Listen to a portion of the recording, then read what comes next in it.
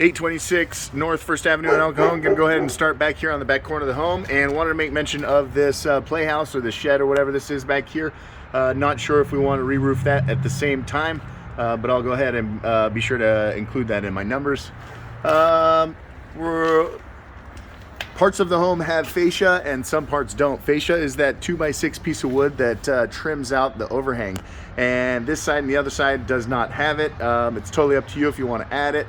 It will finish out the home nicely, but it does add cost to the home. The eaves are made up of typically the fascia, and then we got the rafter tails and the starter board up here. And for the most part, the wood looks okay on the home. I'm hopefully not anticipating any kind of massive wood repair. A lot of times when all these rafter tails are exposed like this, they end up really rotten, and we have to change a bunch of them. That's an intake vent, so that allows cool air up into the attic space, and then it's those whirlybirds up on the roof that allow the hot air out. We want our roof to vent and breathe really well. Over here on the electrical panel, we open that up. We do have a 200 amp main breaker, and we have extra spaces, and so this thing is perfect. We do not need to upgrade it or do any work to it to make it work for our solar.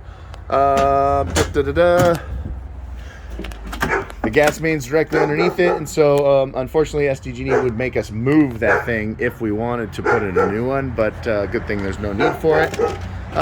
I did notice these little overhangs, this little extra detail on the front of the house.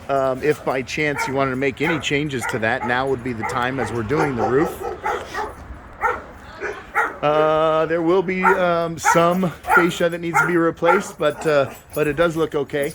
These rain gutters, I'm going to suggest that we go ahead and trash those rain gutters, and then we can add seamless metal rain gutters after the new roof is on. I really never want to put a roof onto these cheap plastic gutters because we got to cut our drip edge around those gutter brackets.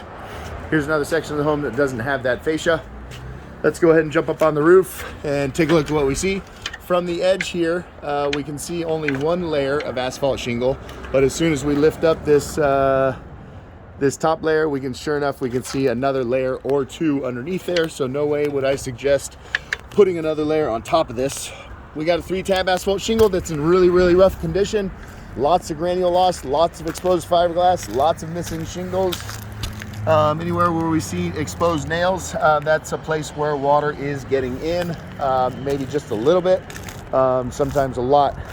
Want to know about those satellite dish, this satellite dish and that antenna, if those are garbage, if we can get rid of those. We do have some tricks on how to deal with this step up on the addition, and it won't be perfect, but it'll look a lot better than what we got there. More missing shingles.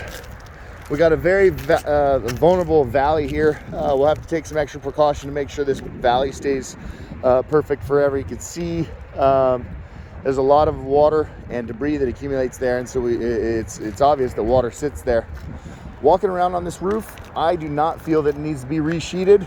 This plywood feels like it should. There's a little bit of give here and there, but I do not feel that all the plywood needs to be replaced. Nail backing out of the plywood and popping through the shingle. Water is getting in there for sure. Looks like maybe there was a tarp up here at some point with these bricks. We've got this heat vent here. The heat vents are typically for furnace or water heater, and typically there's only 2 on home, so maybe one of these can be deleted. What else? We'll use this, in this valley, we're gonna use a product called TPO, and it's quite a bit better than the torch down that was used here. It'll last longer, and it is more waterproof. This is kind of interesting. Somebody put a new whirlybird over the top of an old powered attic fan, and I would suggest we just get rid of both of them. We're not gonna use whirlybirds, we're gonna use something called an O'Hagan vent, and they are flat and much better looking and don't have any moving parts. These O'Hagans, or excuse me, these whirlybirds, they start leaking once they stop spinning. Anytime wind-driven rain is going right in there and into the attic. All right, based on what we see, it is definitely time for a new roof, and it's going to be awesome to put solar up here.